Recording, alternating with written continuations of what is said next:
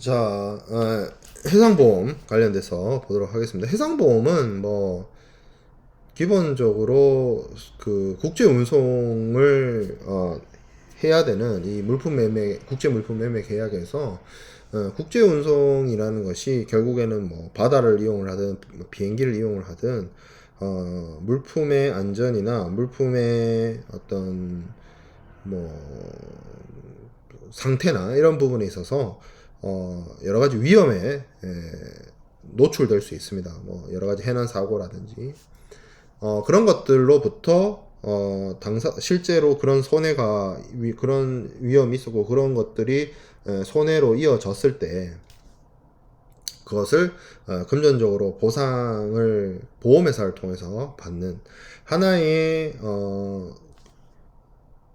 위기 관리, 위험 관리적인 측면이 있어요. 그러니까 국제 물품 매매라는 건 결국 국제 운송이 필요하고 국제 운송을 해야 되고 국제 운송을 해야 되니까 물품이 위험에 노출되고 그 위험을 관리하기 위해서 필요한 게 해상보험이라. 그러니까 해상보험이 됐든 뭐 수출보험이 됐든 그런 것이라는 거죠. 그래서 여기 지금 강의 자료에 나와 있는 거는 내가 수출자이거나 수입자가 돼서 물품을 국제적으로 운송을 할 때 그 대상되는 물품, 수출입 화물을 보험을 드는 해상 적하보험, 해상보험 중에서도 카고, 하물에 대한 보험을 이야기하고자 합니다. 자, 그래서 무역 실무 분야, 그러니까 우리가 뭐 상무라고 하기도 하고 실무 분야, 무역 실무라고 하기도 하는 이 분야에 있어서 사실 가장 난해하고 가장 어려운 파트가 해상보험 파트거든요. 그래서 해상보험 파트가 제가 오랜 기간 이 과목을 강의를 하면서 물어보면 용어가 가장 어렵다 해요. 뭐 다른 부분도 사실 용어가 어렵긴 한데 해상보험은 특히나 용어가 더 어려워요. 그래서 용어라기보다는 기본적인 개념 그거부터 조금 얘기를 하고 넘어갈 필요가 있어요. 자, 첫 번째 보험자라고 되어 있는데 영어로 이제 인슈어러 이렇게 얘기를 하는데 보험회사 말합니다. 보험회사. 한국은 보험회사들이 많이 있어요. 뭐 현대해상, 삼성화재, DB, 뭐 메리츠 이런 보험회사들이 있는데 외국, 특히 영국의 경우에는 개인이 보험을 인수를 합니다. 그리고 그 개인이 뭐 웬만한 어떤 주식회사 형태의 보험회사보다 더 큰 금액을 보험 인수를 하고 매출을 올리기도 해요. 개인 보험업자를 있습니다. 한국에는 잘 없어요. 한국에는 잘 없다는 게 못 봤어요. 내가 못 봤으면 없다고 봐야지 뭐. 그죠? 그래서 보험 계약을 인수하는 사람을 이제 보험자고, 이 보험자가 쉽게 말해서 자신의 고객인 피보험자가 발생한 손실, 사고에 대해서 보험금을 지급하는 사람들이 되겠습니다. 자, 그 다음에 보험 계약자와 피보험자가 있습니다. 이 사람들은 보험자와 보험 계약을 체결하는 사람. 그래서 보험 계약자라고 하고요. 그리고 사고가 발생을 했을 때 보험자로부터 보험금을 받는 사람을 피보험자라고 합니다. 보험 계약자와 피보험자는 동일인인 경우가 있고요. 동일인이 아닌 경우도 있습니다. 동일인이 아닌 경우라 하는 거는 대표적으로 CIF나 CIP의 경우에 해당이 됩니다. 우리가 인커텀스 공부를 하면 다시 또 얘기를 하겠지만 CIF나 CIP의 경우에는 매도인이 매수인을 위해서 보험계약을 체결하거든요. 그래서 CIF나 CIP의 경우에는 매도인인 수출자가 보험계약자가 되고, 실질적으로 운송 도중에 사고가 발생해서 보험자로부터 보험금을 받는 사람은 매수인이 되기 때문에 보험계약자와 피보험자가 달라집니다. 그런 경우가 있고요. 자, 피보험 목적물이라고 얘기하고 있는데, 피보험 목적물은 보호받는 대상이에요. 적하보험의 경우에는 그 하물, 선박보험의 경우에는 그 선박, 그리고 뭐 선비보험도 있을 수 있고, 뭐 꼭 해상보험 아니더라도 뭐 수출보험도 있을 수 있고, 손해보험도 있을 수 있고, 자동차보험도 있을 수 있죠. 보험자가 그 대상물에 발생된 손실에 대해서 보험자가 금전으로 보상을 해주는 것이 보험이기 때문에 그 대상물이 피보험 목적물이고요. 자, 그 다음에 피보험 이익이 있습니다. 피보험 이익. 사실 그 보험의 목적물이 뭐 하물이나 선박이라고 얘기를 했는데, 이 부분은 분명히 알아둬야 될 것이, 이 해상보험이든 뭐 다른 종류의 손해보험이든 물건을 보험에 부보하는 손해보험, 물보험에 있어서는 물건 그 자체가 보험 계약의 목적이 아닙니다. 그게 무슨 얘기냐면 세상에 그 어떤 보험사도 물건이 박살나고 없어졌을 때 그 물건을 박살나기 이전으로 혹은 잃어버리기 이전으로 되돌릴 수 있는 보험사는 없어요. 뭐 닥터 스트레인지도 아니고 뭐 도루마무 해가지고 없어진 물건, 박살난 물건을 박살나기 이전으로 되돌릴 수 있는 어떤 능력이나 그런 걸 갖고 있는 보험회사는 없어요. 그러니까 보험회사가 해주는 건 뭐냐면 물건이 박살이 났다 치자고요. 그럼 물건이 박살이 나면 예를 들어서 100만원짜리 물건이라고 쳤을 때 물건이 박살이 나서 그 100만원짜리 물건의 가치가 0원이 됐어요. 그럼 보험회사가 해줄 수 있는 거는 0원짜리 물건을 다시 100만원짜리로 다시 만들어 주는 게 아니라 잃어버린 경제적 가치 100만원에서 0원이 됐으니까 100만원이 날라갔잖아요. 그 100만원을 금전으로 주는 게 보험회사의 역할입니다. 그럼 피보험 이익은 뭔데? 그 100만원이에요. 피보험자가 피보험 목적물에 대해서 가지고 있는 경제적 가치, 경제적 이해관계, 그게 피보험 이익입니다.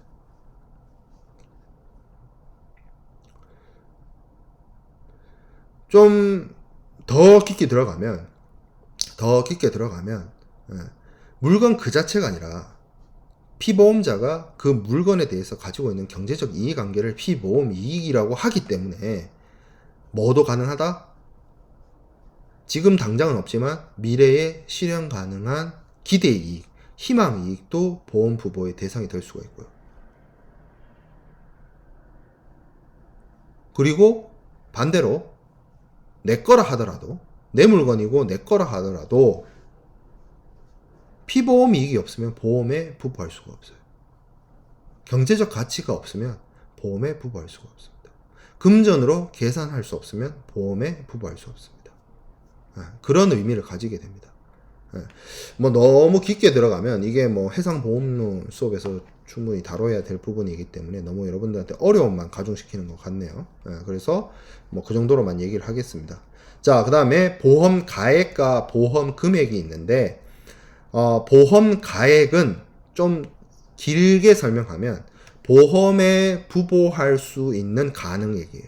insurable value 이렇게 얘기를 해요. 무슨 얘기냐면 피보험 목적물이 가지고 있는 경제적 평가액을 말합니다. 내가 예를 들어서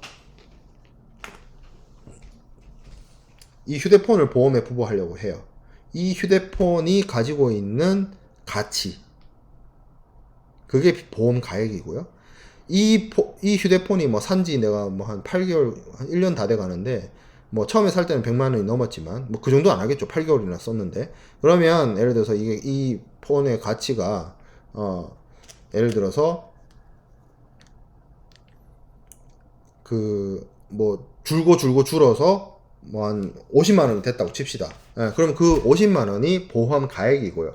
50만 원을 통째로 보험에 부부할 수 있지만 50만 원 중에 일부도 부부할 수 있죠. 그래서 실제로 보험회사랑 내가 보험 계약을 체결하는 금액이 insured amount라고 해서 보험 금액이 됩니다.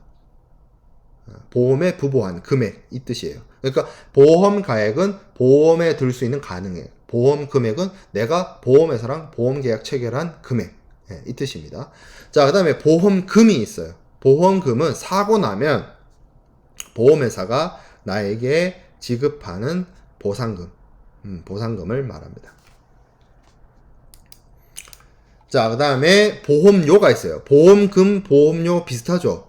근데 이거는 보험요금이에요. 보험요금. 내가 보험회사로부터 사고 발생 시에 보험금을 받는 일종의 경제적 보호를 받고 있죠. 그 경제적 보호에 대한 대가로서 보험회사에게 지불하는 돈이 보험요금입니다. 보험료예요. 보험료. 자, 그 다음에 보험기간과 보험계약기간 이렇게 나와 있는데 보험 기간은 보험자가 피보험 목적물에 대해서 발생하는 어떤 경제적 손실을 보상해 주기로 약속해 있는 그 계약의 효력이 존속하는 기간을 말합니다. 근데 보험 계약 기간도 있어요. 보험 계약 기간은 뭔 얘기냐? 실질적으로 피보험자와 보험자 사이에서의 보험 계약이 존속하는 기간입니다. 그러면 보험 계약 기간과 보험 기간은 같은 수도 있고 다를 수도 있어요. 대체적으로 같죠. 대체적으로 보험회사랑 보험계약 체결하면 그 정해진 기간 동안 보험자로부터 보호를 받으니까 뭐 같을 수 있죠. 근데 다른 경우도 있습니다. 다른 경우는 크게 두 가지인데 첫 번째는 소급보험. 그러니까 보험 계약이 체결되기 이전부터 보험자가 피보험 목적물에 발생하는 손실을 보호해 주기로 한 경우 소급보험. 앞당겨지는 거죠. 그 경우랑 1년이나 뭐 이런 기간을 정해서 보험을 부부하는 포괄 예정보험. 예정보험. 그러니까 이거는 미래에 일어나는 일을 이제 기간을 잡아서 기간 동안 책임을 져주는 그런 경우가 있을 수 있습니다. 그 경우에는 보험 기간과 보험 계약 기간이 서로 달라지게 돼요. 이 부분에 있어서는 이런 뭐 포괄 예정보험이나 그 소급보험 그런 이슈에 대해서는 우리가 해상보험론 수업 시간에서 더 자세하게 다뤄야 될 부분이기 때문에 계약론 수업 시간에는 이 정도로만 하고 넘어가도록 하겠습니다. 자, 어쨌든 국제 운송을 해서 국제 물품 매매를 하려고 하는 당사자들은 그 물품의 안전을 위해서 보험 계약을 체결하죠. 적하 보험을 체결을 하는데, 그래서 보험 계약자나 피보험자가 통상 이런 그 어플리케이션 폼, 뭐 신청서, 뭐 꼭 신청서를 작성하는 경우도 있고 아니면 전화로 하기도 해요. 보험회사에 직접적으로 실무자끼리 전화해가지고 계약 체결하기도 하는데, 어쨌든 보험 계약을 체결하고 보험회사는 그러니까 보험 계약을 체결하면 피보험자나 보험 계약자는 보험자에게 보험료를 내고 보험회사는 보험증권을 발행하는 것으로서 적하보험 계약이 체결이 되죠. 자, 그러면 이 보험은 어떠한 조건이 있느냐? 보험도 세부적인 조건이 되게 많이 있습니다. 크게 나눠 봤을 때 이제 협회 적하 약관이라고 하는 이 협회 적하 약관의 그 말을 풀어보면 여기서 협회는 뭐 축구협회, 뭐 무역협회가 아니고 런던 보험자 협회예요. 런던 보험자 협회라고 하는 기관인데 이제 뭐 거기가 이제 명칭이 여러 번 바뀌어가지고 뭐 지금 ILU로 알고 있는데 이게 명칭이 몇 번 바뀌었어요. 그래서 런던 보험자 협회, 보험 언더라이터들의 이제 모임이 중심이 돼서 그 협회가 중심이 돼서 만든 표준 약관이에요.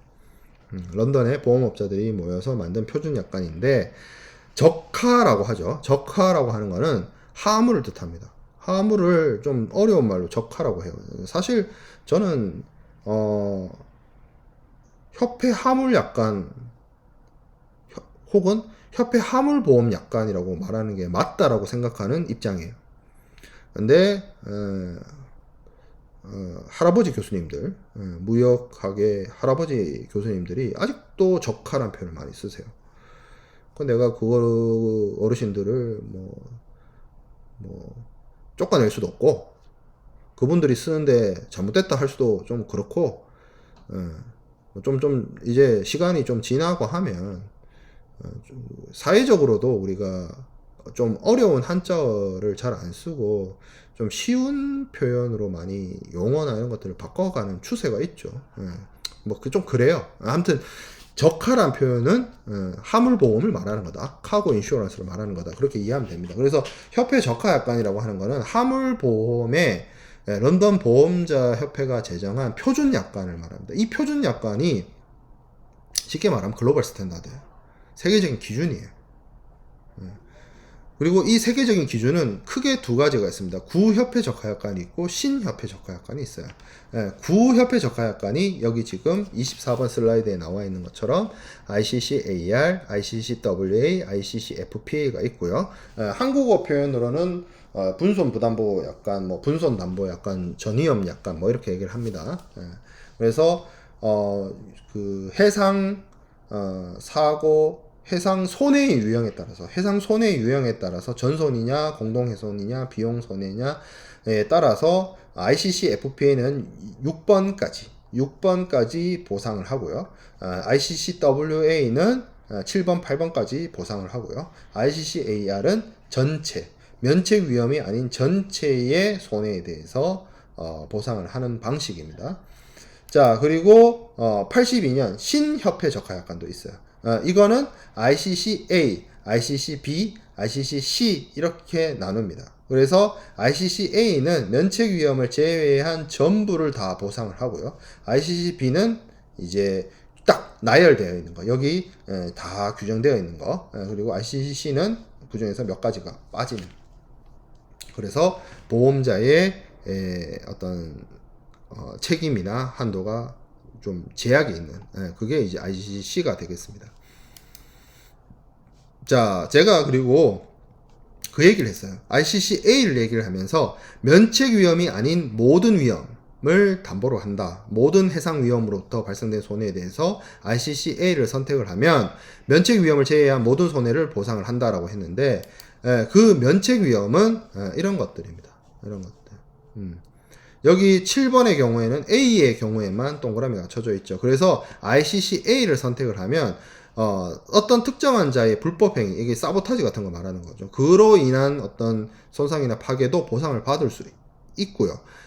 하지만 ICC-A나 B나 C나 요거 빼고는 여기 지금 26번 슬라이드에 나와 있는 사유로 인해서 발생된 손해는 보험자가 면책됩니다. 그게 신협회 적하약관의 1982년 신협회 적하약관의 내용이에요.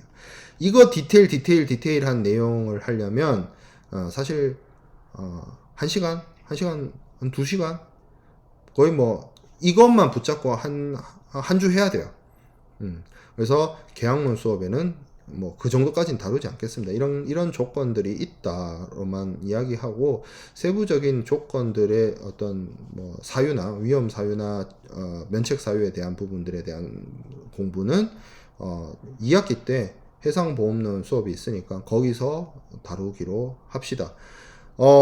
계약론에서는 이 부분만 좀 강조하고 넘어갈게요.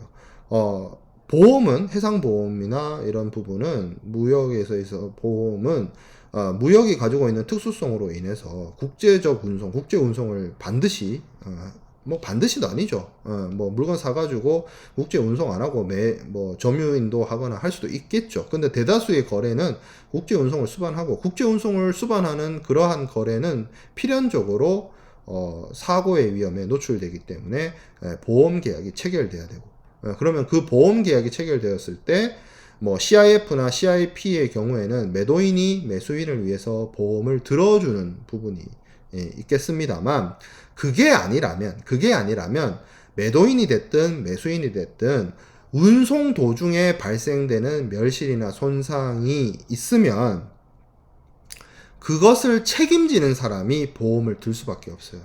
앞서 돌아가서 이야기를 해보면 우리가 품질이나 수량과 관련해서 선적 품질 조건, 뭐 양육 품질 조건, 수량과 관련해서는 선적 수량 결정, 그리고 양육 수량 뭐 이런 것들 얘기를 했었는데, 제가 그 얘기를 했습니다. 주 운송 구간에 있어서 발생되는 뭐 품질이나 수량의 하락에 대해서 이것이 만약에 선적 조건이었다면 매수인이 책임을 지는 것이고, 양육 조건이었다면 매도인이 책임을 진다라는 겁니다. 왜? 운송 도중에 발생되는 위험이나 이런 부분이 누구의 손실로, 누구의 책임으로 기결되느냐가 중요하다는 거죠. 그래서 그 책임을 떠안게 되는 사람, 실질적으로 수량이나 품질의 하락이 발생됐을 때 그 손실을 떠안는 사람, 그 책임을 떠안는 사람이 결국에는 뭘 해야 된다? 해상보험이나 이런 보험을 통해서 리스크 매니지먼트를 해야 된다는 점입니다. 그 부분이 중요하다는 거죠. 보험 조건에 있어서는. 예, 그렇기 때문에 어떻게 보면 보험 조건을 이야기할 때는 어떤 뭐 RCCA를 선택을 하느냐, 뭘 선택하느냐, 그것도 매우 중요한 이슈긴 합니다만 결국 운송 도중에 발생되는 위험 손상 이런 부분의 기책이 누구 쪽으로 넘어가느냐도 매매 계약을 체결하고 조건을 결정하는 데 있어서 중요하다라는 점입니다.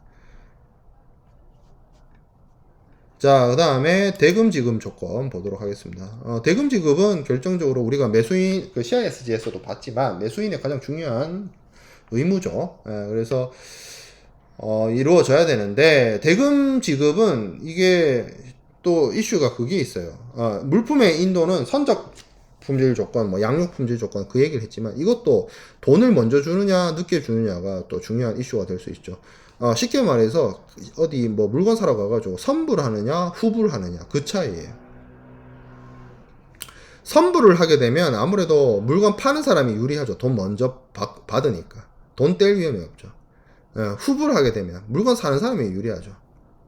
그렇죠. 돈 나중에 줘도 되니까 늦게 줘도 되니까. 그래서 무역 계약에 있어서도 이거 대금 지급 조건과 관련된 이슈에서 중요한 부분이 대금 지급을 선적 전 지급하느냐 선적 후 지급하느냐 뭐 그런 이슈가 있는데 선적 전 지급은 통상 뭐 대표적으로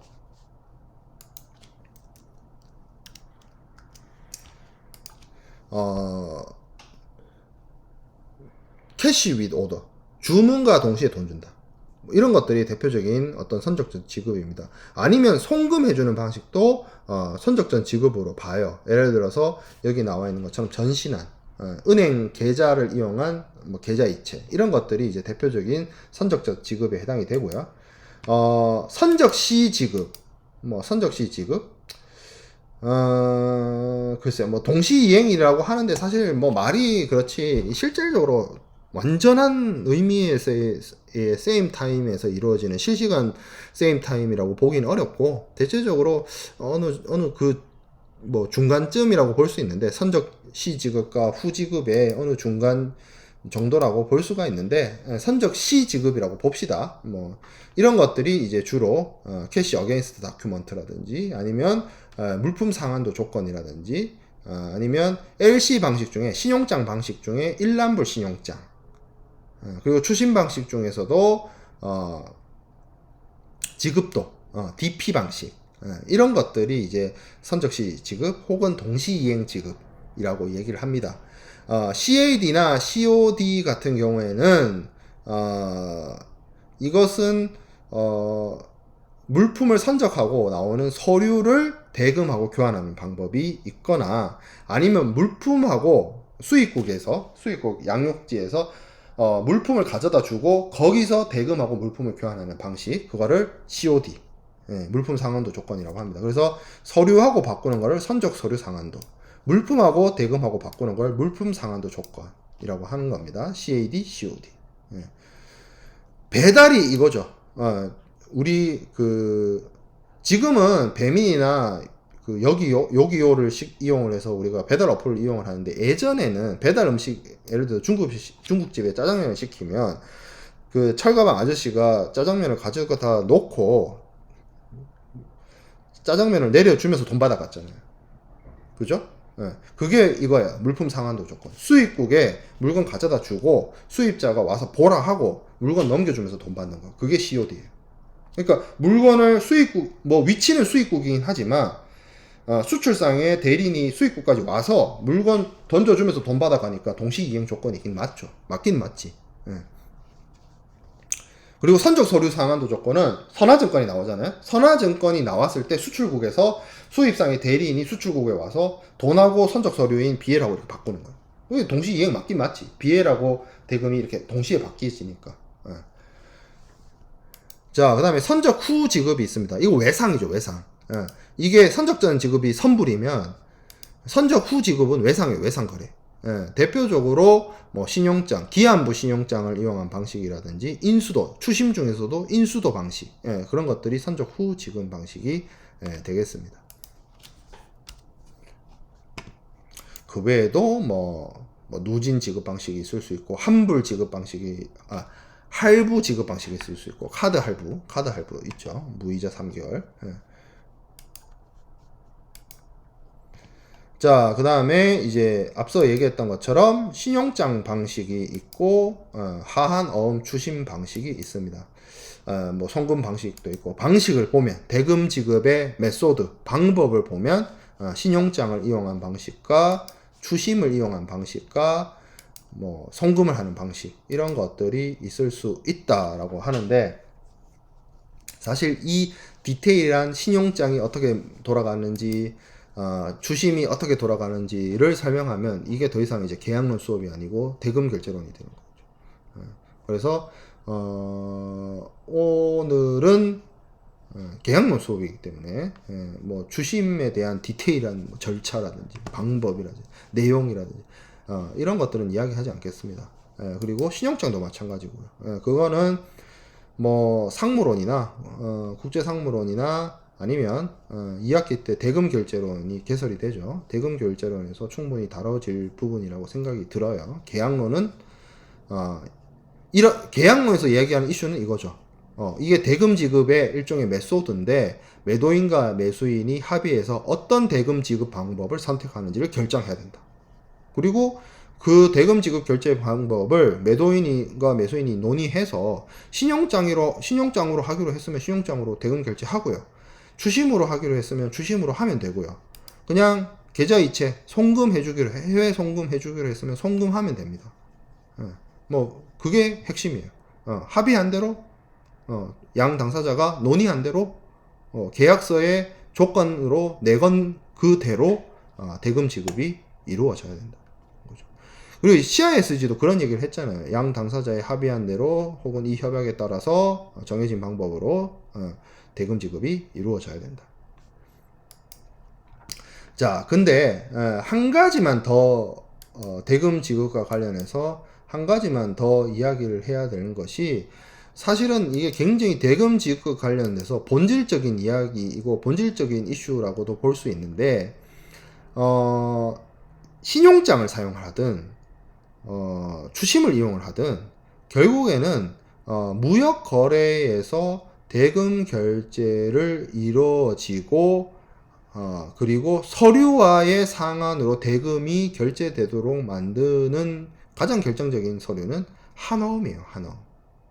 우리가 그 무역계약의 이행에 있어서 저 앞쪽에 중간고사 이전에 할 때도 제가 한어음의 역할에 대해서 강조를 했습니다. 그래서 무역거래상의 채권자가 채무자에게 보통의 어음, 약속 어음 혹은 자기압수표는 채무자가 돈 줄 사람이 돈을 받을 사람한테 주는 그런 순한 방식의 어음이었는데, 한어음은 역한이라고 했죠. 그래서 돈 받을 사람이 돈 줄 사람한테 내거는 하나의 일종의 대금 청구서와 같은 역할을 하는 유가증권입니다. 근데 이게 왜 중요하냐? 무역 거래는 서로 멀리 떨어져 있는 사람 사이에서 거래이기 때문에 직접적으로 물품을 직접 전달하고 혹은 직접 대금을 수령하는 것이 어렵죠. 그래서 필요로 한 것이 선화증권과 같은 물품을 처분할 수 있는 서류를 인도하는 상징적 인도가 등장을 하는데, 그 상징적 인도를 하는 과정에서 선화증권을 그냥 줘버리면 매도인이 우리가 앞서 중간고사 이전에 공부했던 것처럼 그냥 선화증권을 덜렁 매도인이 매수인에게 넘겨버리면 뭘 못하게 돼요? 소유권 유보를 못하게 돼요. 왜? 매수인이 선화증권을 받아가는 그 순간 물품에 대한 처분권이 매도인에서 매수인에게로 넘어가게 되고, 물품에 대한 처분권뿐만 아니라 운송인에게 물품의 인도를 청구할 수 있는 권리를 선화증권을 정당하게 소유하고 있는 사람이 가져가게 되기 때문에 선화증권이 그만큼 중요한 서류입니다. 그렇기 때문에 매도인 입장에서는 물품은 이미 운송인에게 주었고, 운송을 위해서 선화증권을 가지고 물품의 소유권을 담보하고 있고 유보하고 있는데, 이 선화증권과의 상한으로 매수인이 대금 결제를 해야 된다는 거죠. 그리고 그걸 가능하게 하는 것이 이 한어음입니다. 왜?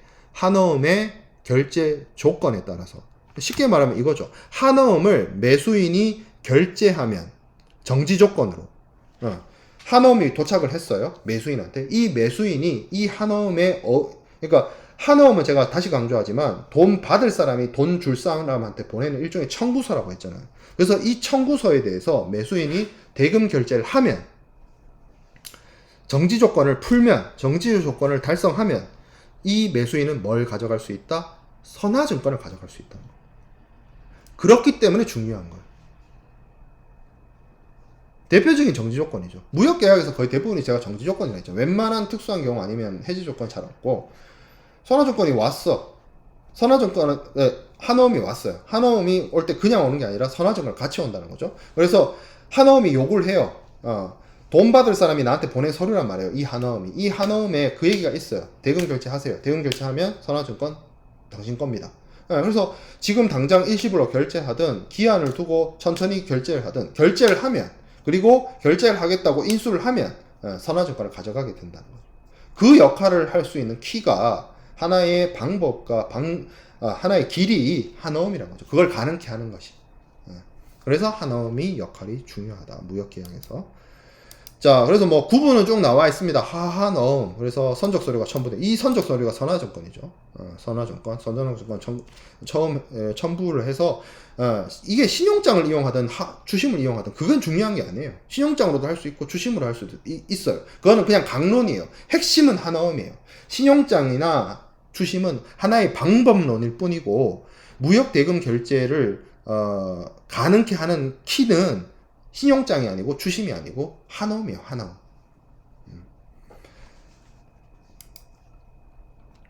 자, 그 다음에 일람부, 기한부. 그러니까 이건 일람부는 일시불로 돈 주는 거고, 그러니까 매수인이 정지 조건이 왔을 때 이걸 일시불로 결제하면 일람불 어음이 되는 거고, 아니야 지금 내가 당장 금액이 없으니까 석 달 뒤에 나눠서 낼게. 그렇게 하면 기한부가 되는 거예요. 그리고 한어음을 통해서 대금 결제가 이루어져야 되는데 한어음도 결국에는 이것이 어떻게 보면 서류이기 때문에 매도인이 매수인한테 직접 줄 수는 없죠. 은행을 통해서 줍니다. 그래서 그걸 가능케 하려면 이것도 서류가 양도되어야 된다. 배서되어야 된다라는 거죠. 뭐 한어음의 기재사항 이런 것들이 나와 있는데 이거는 뭐 여러분들이 한번 참고해서 쭉 보면 될 것 같고 그래서 대금 지급은 그 부분이 중요하다. 우리가 결제론에서 이 내용들, 강론들, 세부적인 내용들을 다루겠지만 무역계약 대금 결제에 있어서 중요한 거는 크게 나눴을 때 그냥 계좌 이체를 해주거나 깔끔하게 아니면 한어음을 이용하거나 이거예요. 이거밖에 없어요. 저는 그래서 무역 대금 결제는 세상에 두 가지밖에 없다고 생각해요. 계좌 이체하거나 한어음 이용. 계좌 이체를 할 때 그거를 뭐 우편화를 쓸지 전신화를 쓸지 뭐 먼저 보낼지 늦게 보낼지 그런 이슈가 있는 거고 한어음을 쓸 때 이 한어음을 신용장을 이용하느냐 주심을 이용하느냐 뭐 그럼 기한부 신용장을 이용하느냐 거기에 따른 강론이 있는 것이지 크게 나눠봤을 때는 한어음 이용하거나 송금하거나 이거밖에 없어요. 제가 보기에. 자, 그 다음에 볼 거는 포장 조건입니다. 포장도 중요해요. 실제로 수많은 무역 분쟁 중에 포장 잘못해가지고 싸우는 분쟁 되게 많아요. 왜냐면 이게 물품이 파손을 가져다 오는 게 어떻게 보면 운송인이 잘못한 것보다 포장 잘못돼가지고 발생하는 그런 것들이 되게 많이 있습니다. 그리고 뭐 물품의 어떤 특성이나 종류에 따라서 진공 포장이라든지 뭐 이런 것들이 요구되어지는데 그게 제대로 안 돼가지고 뭐 물품이 부패하거나 상하거나 파손되거나 그런 경우들이 굉장히 많이 있어가지고 포장도 굉장히 중요한 하나의 계약 조건이자 이슈다. 거죠. 그래서 포장의 종류를 보면 게장, 개별 포장하는 거죠. 개별 포장. 내장, 내장재, 뽁뽁이, 뽁뽁이. 그리고 외장, 이제 컨테이너 같은 용기를 말하는 거죠. 이런 것들을 통해서 포장이 잘 이어되고 사실 물품이 그러니까 이 파손이나 포장이 꼭 잘 되어야 된다. 예를 들어서 나는 무조건 진공 포장을 해야 된다라고 하면 매수인 입장에서 매도인한테 요구를 해야 되죠. 이 물품은 어떤 특정한 이유 때문에 반드시 진공 포장해야 된다. 너 이거 제대로 안 하면 계약 위반이다. 이런 것들을 서로 조건으로 걸어야 된다는 거죠. 무역 계약을 체결할 때. 그렇지 않아 놓고 도착을 했는데 왜 진공 포장 안 했냐 따진다면 그건 말이 안 되는 거죠. 물품의 특성을 고려해서 당사자들이 포장의 방법이나 뭐 이런 부분들을 충분히 논의해서 정해야 됩니다. 계약 조건으로. 그리고 화인은 지금은 큰 의미 없어요. 왜? 컨테이너를 많이 쓰니까. 컨테이너 쓰기 전에 물품의 상자, 나무 상자로 컨테이너가 여러분 사용된 지가 이제 불과 한 50년 정도밖에 안 됐어요. 그러니까 본격적으로 국제무역에서 컨테이너가 보편적으로 널리 사용되기 시작된 게 60년대 말 이때부터 합니다. 60년대부터예요, 사실상. 100년이 채 안 됐어요. 국제무역에서 컨테이너가 사용된 게. 그러면 그 전에 뭘 썼는데? 나무 상자 썼어요, 나무 상자. 그러니까 나무 상자에 뭐 목적지라든지 하주의 구분이라든지 취급주의사항, 커션, 뭐 프레즐, 막 이런 거 있잖아요. 주의, 취급주의, 뭐 이런 것들을 표시하기 위한 목적으로 사용된 것이 shipping 마크, 화인입니다. 근데 지금은 컨테이너가 보편화되어 있죠. 그래서 컨테이너는 그럼 어떻게 하는데요? 컨테이너에 보면 우리가 저기 뭐 간만이나 저기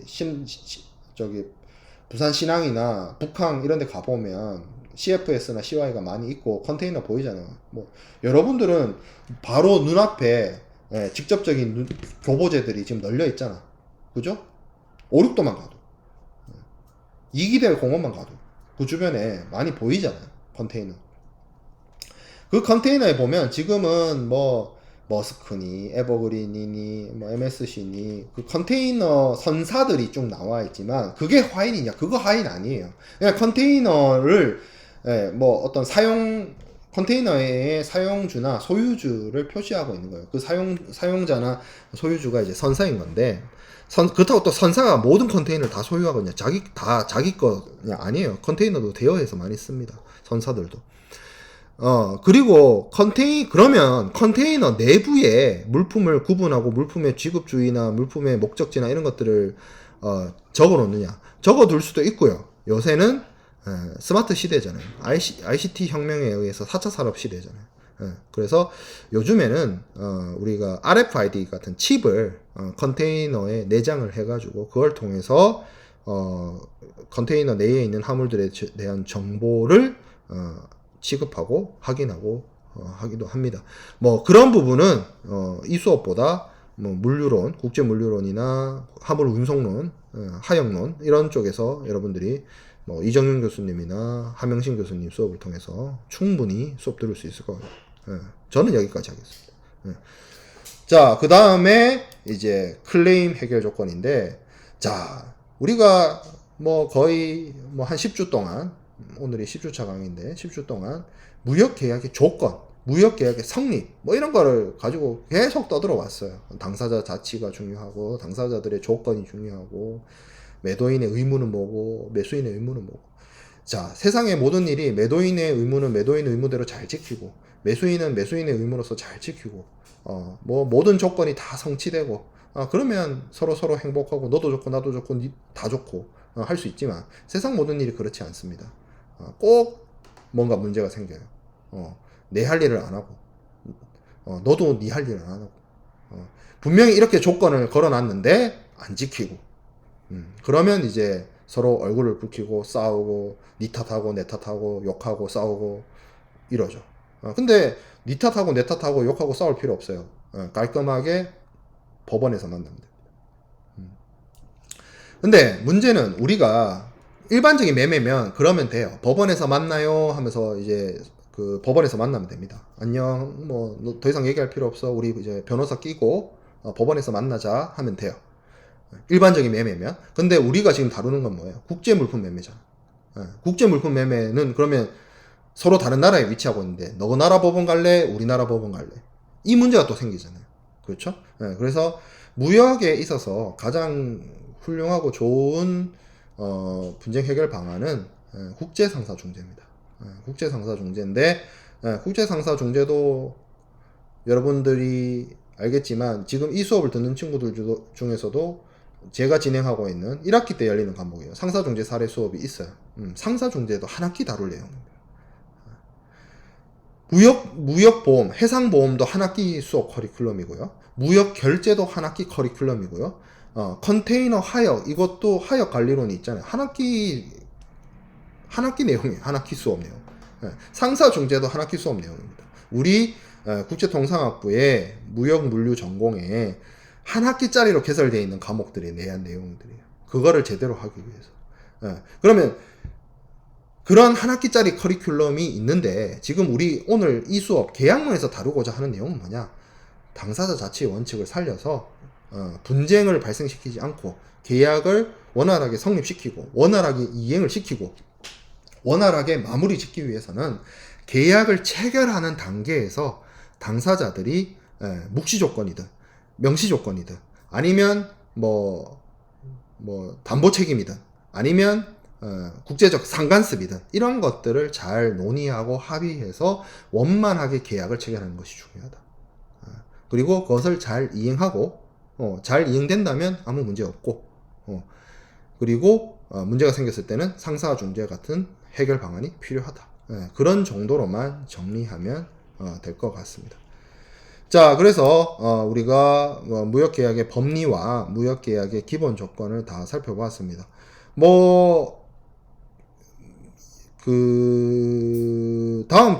다음 주에는 우리가 이제 인커텀스로 넘어가게 될 건데, 인커텀스도 사실 무역학 개론과 국제상문에서 다루는 분야죠. 근데 계약론에서 다뤄야 되는 인커텀스는 그 인커텀스 그 자체가 아니라 정형 거래 조건에 포커스가 좀 더 맞춰져 있어요.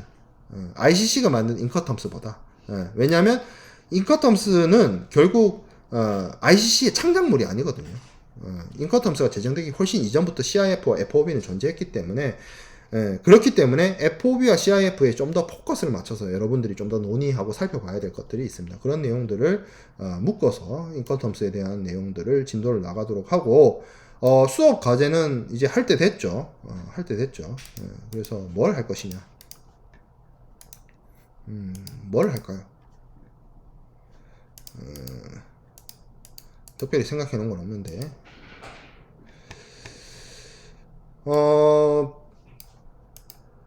다른 건 모르겠고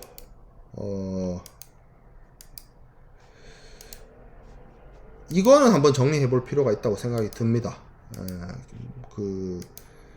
이 조건, 무역계약의 묵시 조건에 대한 제가 예시들을 쭉 드러나는데 이거 한번 그냥 정리 한번 해보세요.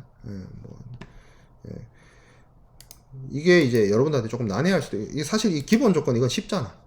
그렇죠? 근데 이제 명시 조건, 묵시 조건 너무나 당연한 건데 사실 생각해보면 너무나 당연한 이야기이기 때문에 더 이상 이야기할 필요가 없는 부분이기도 한데 너무나 당연하기 때문에 또 반드시 지켜져야 되는 부분이기도 하거든요. 그래서 무역계약의 조건, 그 중에서도 제가 강의 자료에 묵시적 조건으로서 예시를 들어놓은 부분 정도는 한번 정리를 해보면 좋지 않나 라는 생각이 듭니다. 이 부분 이제 과제로 제출하면 될 것 같아요. 수고했습니다. 마치도록 하겠습니다.